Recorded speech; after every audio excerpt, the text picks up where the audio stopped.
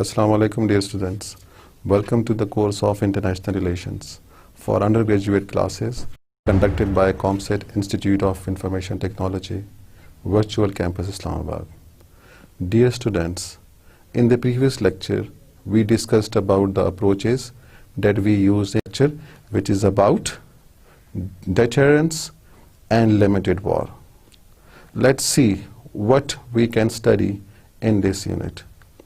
In this unit, we will study about deterrence concept and definition, forms of deterrent threats, enforcing deterrence, types of deterrence, direct deterrence, extended deterrence, immediate, and general. So these are some of the types. Then we will study dangers behind defending protege, limited war, examples of limited war, and why limited war. So these would be the concept that we will be studying in this unit. Dear students, if you look at this image, you can see that a teacher is punishing a student. She is punishing a child. So what we can say that why and what is the purpose of teacher's punishment? The reason for teacher punishment is that the punishment acts as a deterrence. The punishment prevents some actions which the teacher does not want. For example, the teacher wants that the child should study and the child should always work hard. And if the child does not work hard, if the child starts failing in the subjects, then the teacher becomes angry and then the teacher will exert some punishment. She will give some punishment to the students. تو ہم یہ کہہ سکتے ہیں کہ جو punishment ہے وہ ایک ایسا کنسپٹ ہے جو کہ باز رکھتا ہے اسٹوڈنٹس کو ایسے بیہیویئر کرنے سے جو کہ ٹیچر پسند نہیں کرتا. تو کوئی ایسا ایکشن جس کو کوئی پسند نہ کرے اور اسی لیے وہ اس ایکشن کو پریونٹ کرنے کے لیے پیچھے کچھ محرکات رکھتا ہے, اسے کہتے ہیں deterrence. Let's understand this with some more example. So in school, the teacher punishment and the failure in exam is deterrence. If the student does not work, then punishment. تو اسکول میں کیا موٹیوز ہوتے ہیں کہ ایک بچہ کام کرے, وہ کام چوری نہ کرے, وہ ہمیشہ دل لگا کے اور محنت سے کام کرے. اگر ایک اسٹوڈنٹ کو فیل ہونے سے بچانا ہے تو پیچھے کچھ ڈیٹرنس ہے, پیچھے کچھ ایسے عوامل ہیں کہ جو انفورس ہوں گے اگر وہ بچہ کام نہ کرے. For example, if a student does not do any work, therefore the deterrence is that he will get punishment. تو پنشمنٹ کے خوف سے پھر وہ بچہ کام کرتا ہے. اسی طرح ایگزام میں فیل ہونے کا جو ڈر ہے اس کی وجہ سے بچہ کام کرتا ہے.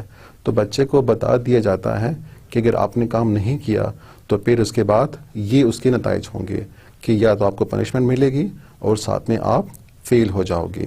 تو یہ فیل ہونے سے بچنے کے لیے اور اپنے آپ کو پنشمنٹ سے بچانے کے لیے پھر وہ بچہ کام کرتا ہے اور محنت کرتا ہے.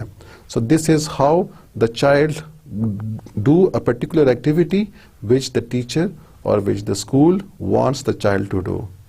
اسی طرح والدین کی جو سیڈنس ہے, جو والدین کا افسوس ہے یا والدین کا غصہ آ جاتا ہے, وہ کس بات پہ ہوتا ہے کہ اگر بچہ کام نہ کرے, تو جس کی وجہ سے بچہ یہ دیکھتا ہے کہ اگر میں نے کام نہیں کیا تو پھر جو میرے والدین ہیں ان کو افسردگی ہو گیا, وہ اس کو برا منائیں گے, وہ خفا ہو سکتے ہیں, وہ غصے میں آ سکتے ہیں.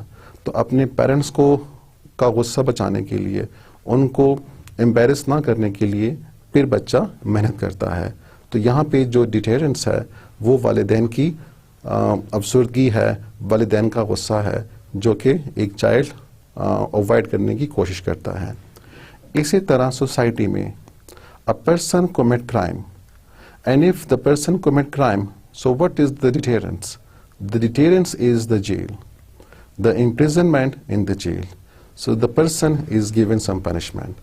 تو اگر سوسائٹی میں جرائم کو بچانا ہے تو پیچھے ایک ڈیٹرنس ہے, اور وہ جو ڈیٹرنس ہے جو کہ لوگوں کو جرائم کرنے سے روکتا ہے, تو وہ کیا ہے؟ وہ پنشمنٹ ہے.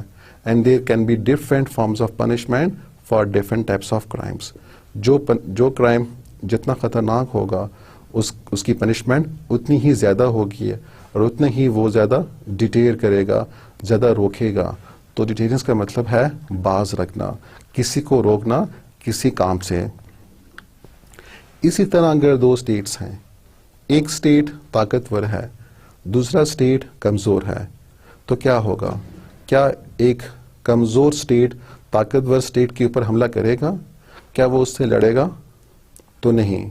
A weaker state will not prefer to fight with the stronger state, because the strength of the stronger state, the force, the power of the stronger state is the deterrence. جو بڑی state ہے اس کی جو power ہے وہ دوسرے state کو باز رکھ رہی ہے, وہ اس کو الاؤ نہیں کر رہی کہ اس کے اوپر حملہ کر دے. which means power is also a deterrence. اگر کوئی پاورفل ہے تو دوسرا اس سے نہیں لڑے گا. The success of deterrence is thus measured by how much are the action that it tries to prevent are actually stopped. اگر آپ نے یہ دیکھنا ہے کہ کوئی بھی جو ڈیٹیرنس ہے وہ کتنا افیکٹو ہے, وہ کتنا مؤثر ہے, تو آپ نے یہ دیکھنا ہے کہ وہ جو ڈیٹیرنس جس ایکشن سے باز رکھنے کی کوشش کر رہا ہے وہ کتنا روک رہا ہے, وہ کتنا پر اثر ہے. اگر وہ زیادہ روک رہا ہے اس ایکشن کو جس کو وہ روکنا چاہتا ہے تو پھر وہ ڈیٹیرنس زیادہ افیکٹو ہے اور کامیاب ہے. So deterrence again we would see as کہ کوئی ایسے فیکٹرز جو کہ باز رکھتے ہیں, جو کہ دوسرے کو کسی کام کرنے سے روکتے ہیں. For example, it is major taken by a state اور N alliance of state to prevent another state from doing a hostile action. تو آئی آر میں, انٹرنیشنل ریلیشنز میں یہ کیا ہے؟ یہ ایسا کنسپٹ ہے جس میں ایک اسٹیٹ دوسرے اسٹیٹ کو روکتا ہے کہ وہ اس کے اوپر اٹیک کرے یا اس کے اوپر کوئی ایسا کام کرے جو کہ دوسرا اسٹیٹ پسند نہیں کرتا. So in international relations there are always some deterrence. کچھ ایسے فیکٹرز ہوتے ہیں جو کہ باز رکھتے ہیں ایک اسٹیٹ کو اپنی مرضی کرنے سے. اگر وہ اسٹیٹ اپنی مرضی کرے تو دوسرے اسٹیٹ کے پاس ایسے کچھ فیکٹرز ہیں, ایسے کچھ پاورز ہیں جن کی خوف کی وجہ سے یہ دوسرا اسٹیٹ وہ کام نہیں کرتا, تو یہ ڈیٹیرنس بن جاتا ہے. In foreign affairs, deterrence is a strategy intended to prevent an adversary or enemy from undertaking an action not yet started. تو اگین فارن افیئرس میں, انٹرنیشنل ریلیشنز میں اگین ایک ایسا ایکشن ہے جو کہ دوسرے کو روکتا ہے کہ وہ کوئی کام نہ کرے, تو اس کو اس ایکشن سے بچاتا ہے. And remember it is mostly foreign enemy. جب دو اسٹیٹس ہیں اور دونوں ایک دوسرے کے اینیمی ہیں, دونوں ایک دوسرے کے دشمن ہیں, تو پھر کیا کرتے ہیں وہ کچھ ایک اسٹیٹ ایسا ڈیٹیرنس رکھ دیتا ہے تاکہ جو دوسرا اسٹیٹ ہے, جو اینیمی اسٹیٹ ہے, وہ کام نہ کرے بلکہ وہ اس کی خواہشات کے مطابق اور مرضی کے مطابق کام کر سکے. تو اگر وہ دوسرا اسٹیٹ اس کی خواہش کے مطابق کام کر رہا ہے تو وہ کس لیے کر رہا ہے؟ کیونکہ دیر از اے ڈیٹیرنس. وہاں پہ کچھ ایسے فیکٹرز موجود ہے جس کے خوف کی وجہ سے وہ دوسرا اسٹیٹ اس کو فالو کر رہا ہے. The concept of deterrence can be defined as the use of threat by one party to convince another party to refrain from initiating some course of action. Again اس کو ایسے بھی ڈیفائن کر سکتے ہیں کہ that's the use of threat by one party. جب ایک پارٹی, جب ایک اسٹیٹ, جب ایک فریق دوسرے کو دھمکی دیتا ہے, اس کو تھریٹ دیتا ہے, اور تھریٹ کس چیز کی دیتا ہے کہ اگر دوسرا اسٹیٹ کوئی ایسا کام کرے جس کو پہلا اسٹیٹ نہیں چاہتا تو جس کی وجہ سے پھر یہ نتائج اس کے بعد لاگو ہوں گے. تو دھمکی اسی طرح دے رہا ہے کہ for example if the other state do a particular action, for example if it attack that state, so as a result it will face the consequence. This will also be attacked with some dangerous weapons.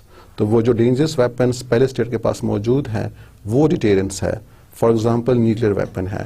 تو nuclear weapons جو نیوکلیائی ہتھیار ہیں اگر ایک state کے پاس ہیں دوسرے کے پاس نہیں ہے تو جس کے پاس وہ نیوکلیائی ہتھیار موجود ہیں تو وہ اس کے لیے ایک ڈیٹرنس کا کام دیتے گے. تو اگر دوسرا اسٹیٹ اس کے اوپر حملہ کرے گا تو یہ اسٹیٹ اس کے اوپر نیوکلیر ہتھیار استعمال کر سکتا ہے. تو اس استعمال کے خوف کی وجہ سے جو پہلا اسٹیٹ ہے وہ اس کے اوپر حملہ نہیں کرے گا اور باز رہے گا. So in IR scholarship, a policy of deterrence generally refers to threat of military retaliation directed by one leader of a country to the leader of another in an attempt to prevent the other country from resorting to threat or use of military force in pursuit of its foreign policy goals. تو again ہم اس کو ایسے بھی سمجھ سکتے ہیں کہ جب ایک اسٹیٹ کا جو لیڈر ہے وہ دوسرے اسٹیٹ کے لیڈر کو ایسی دھمکی دے دیں کہ اگر آپ نے اپنی پالیسی جاری رکھی ہے، اگر آپ نے کوئی ایسا ایکشن کیا جو کہ دوسرے کو ناگوار گزرتا ہے تو اس کی وجہ سے اس کے اوپر کوئی خطرناک قسم کے نتائج لاگو ہو سکتے ہیں، جس کی وجہ سے جو پہلا اسٹیٹ ہے وہ ان نتائج کو دیکھ کے ویژولاائز کر کے پھر وہ ایکشن نہیں کرتا. So this is how the states are deterred from doing any action. Deterrence theory holds that nuclear weapons are intended to deter another states from attacking with nuclear weapons through the promise of retaliation and possibly mutually assured destruction. یہ اصل میں کب آتا ہے؟ جب دو status ہیں جن کے پاس نیوکلیر ہتھیار موجود ہیں، دونوں اسٹیٹس ہیں، دونوں کے ایک دوسرے کے ساتھ تعلقات کشیدہ ہیں اور دونوں کے پاس خطرناک قسم کی نیوکلیائی ہتھیار موجود ہیں. Both of them possess weapons of mass destruction. تو جو دونوں کے نیوکلیر ہتھیار ہیں وہ دونوں کو روک رہے ہیں، دونوں کو باز رکھ رہے ہیں ایک دوسرے کے اوپر حملہ کرنے سے. تو جس کی وجہ سے دونوں جو اسٹیٹس ہیں وہ پرامن رہیں گے and they will not resort to fighting, they will not resort to any conflict because they know that if they come into attack with each other, if they are at war with each other, so because both of them have nuclear weapons, so this means that they have to use their nuclear weapons in case of a war. تو اگر ایک state use کرے گا nuclear weapon تو دوسرا بھی use کرے گا، لیکن جس کی وجہ سے کیونکہ نیوکلیائی ہتھیار اتنے خطرناک ہیں کہ جس کی وجہ سے دونوں کی جو بقا ہے وہ شک میں پڑ جائے گی اور دونوں تباہ ہو سکتے ہیں. تو اسے ہم کہتے ہیں میوچولی اشورڈ ڈسٹرکشن، کہ دونوں کی تباہی یقینی ہے، دونوں کی جو باہمی تباہی ہے وہ اس نیوکلیائی ہتھیار کی وجہ سے یقینی ہے. تو کیا ہوا؟ دونوں اپنی نیوکلیائی ہتھیاروں کی وجہ سے ایک دوسرے کے ساتھ جنگ نہیں کر رہے. تو یہ جو نیوکلیائی ہتھیار ہیں یہ کیا ہیں؟ یہ ڈیٹرنس ہے، یہ دونوں کو باز رکھ رہے ہیں. اگر دونوں کے پاس یہ خطرناک قسم کے ہتھیار نہ ہوتے تو پھر دونوں کیا ہو سکتے؟ دونوں آپس میں لڑ سکتے، دونوں جنگ کر سکتے. لیکن اب ان ہتھیاروں کی موجودگی کی وجہ سے دونوں ایک دوسرے کے ساتھ جنگ نہیں کر رہے، نہیں لڑ رہے. تو یہ ویپنس، یہ جو خطرناک قسم کے ہتھیار ہیں، they are acting as a deterrence. Throughout the cold war the US constantly worried about the possibility of USSR attacking Western Europe. The problem was that in conventional armaments, the Red Army was much stronger. A general war over Western Europe almost invariably meant that the US would have to resort to nuclear weapons. The Americans could say, if you ever attacked Western Europe, we shall fight back with all we have got, including nukes. مطلب کیا ہے؟ ہم دیکھ رہے ہیں کہ cold war میں جو دو ٹریڈیشنل اینیمیز تھے وہ کون کون سے تھے؟ جی، ایک ہے یو ایس اور دوسرا یو ایس ایس آر یا Soviet Union. So because of their cold war, so they were at constant conflict with each other, they were at constant struggle and competition with each other. They did not like each other, and both of them have got weapons of mass destruction. So because both of them have got weapons of mass destruction, both of them possessing nuclear weapons, تو اس میں کیا ہوا؟ آخر میں اگر ہم دونوں کی پوزیشن کو دیکھیں تو دونوں میں سے کون سا ملک زیادہ اسٹرانگ تھا ان کنونشنل ویپنس؟ کیونکہ ہمارے پاس ایک اسٹیٹ میں دو قسم کے ویپنس ہوتے ہیں. ایک ہوتے ہیں آپ کے ویپنز آف میس ڈسٹرکشن جو کہ نیوکلیائی ہتھیار ہیں یا کیمیکل ویپنس ہیں یا میزائل سسٹم ہے, اور دوسری طرف آپ کے آتے ہیں کنونشنل ویپنس جو آپ کے روایتی ہتھیار ہیں جس میں ٹینکس وغیرہ اور گن شپ وغیرہ آتے ہیں. تو اگر ہم دونوں کا موازنہ کریں, دونوں کے پاس نیوکلیائی ہتھیار موجود ہے, لیکن کنونشنل ویپنس میں کون سا ملک اسٹرانگ ہے؟ واز یو ایس اسٹرانگر اور was Soviet union stronger? So by a comparison of the two armies, it was analyzed that Soviet Union or USSR was very much stronger than United States. تو ان کی position کافی strong تھی.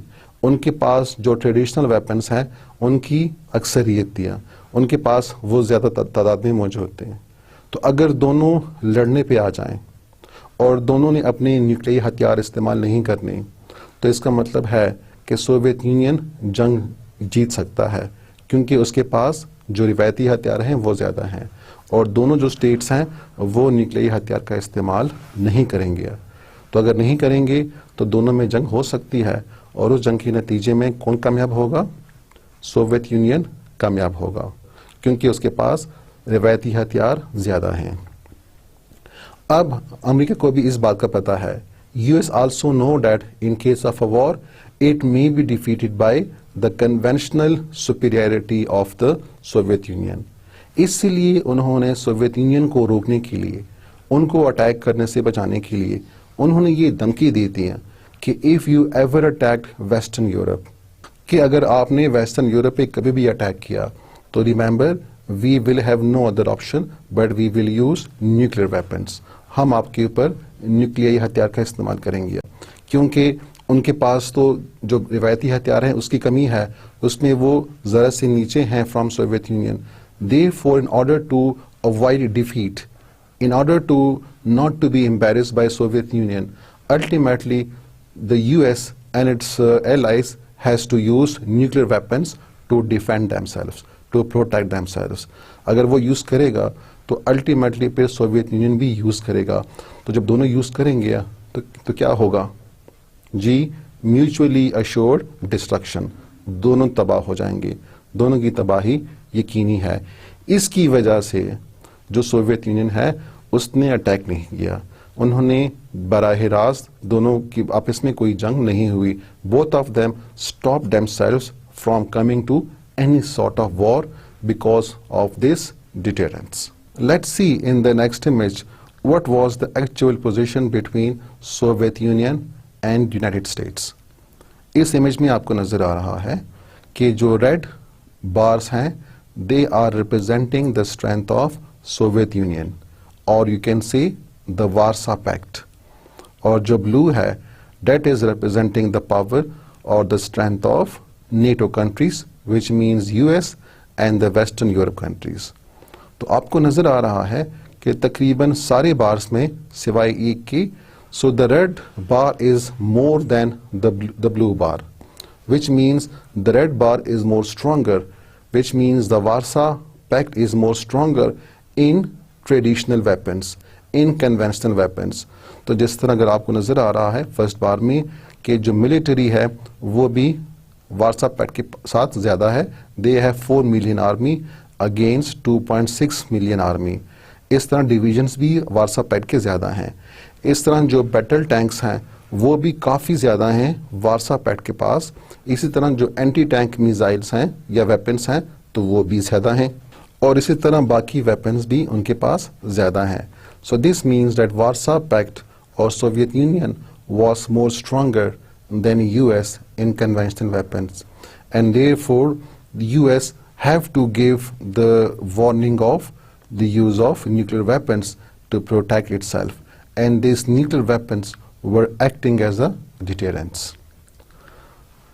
It should be clear, however, that policies of deterrence in international politics can include both military and non-military threats that are intended to prevent both military and non-military actions by other states.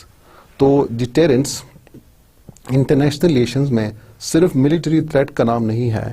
یہ نہیں ہے کہ صرف military جو threats ہیں یا جو دھمکیاں ہیں یا جو ویپنس ہیں وہ ہی صرف ڈیٹیرنس کا کام کر سکتی ہیں. اس کے علاوہ بھی ایسے ہمارے پاس فیکٹرز ہیں جو کہ ملٹری فیکٹرز نہیں ہے لیکن وہ بھی ڈیٹیرنس کا کام کر سکتے ہیں. ان کو پڑھتے ہیں کہ آخر کون سے ایسے ہمارے پاس حربے ہیں، ایسے فیکٹرز ہیں جو کہ ڈیٹیرنس کا کام کر سکتے ہیں. ان امیج میں آپ کو نیوکلیئر ایکسپلوژن نظر آ رہا ہے and in the next image you can see the world, the globe, and because of the nuclear weapons of the two super powers the world is not safe. The world is at a brink of destruction. So this was the concept of deterrence. However, the deterrence theory gained popularity as a military strategy during the Cold War with regard to the use of nuclear weapons. تو جو ڈیٹیرنس theory ہے جس میں زیادہ تر military threat کی بات آتی ہے، ملٹری تھریٹ کا یوز آتا ہے یا the use of nuclear weapons کی بات آتی ہے، تو this was mainly during the cold war when the two superpowers were in conflict with each other.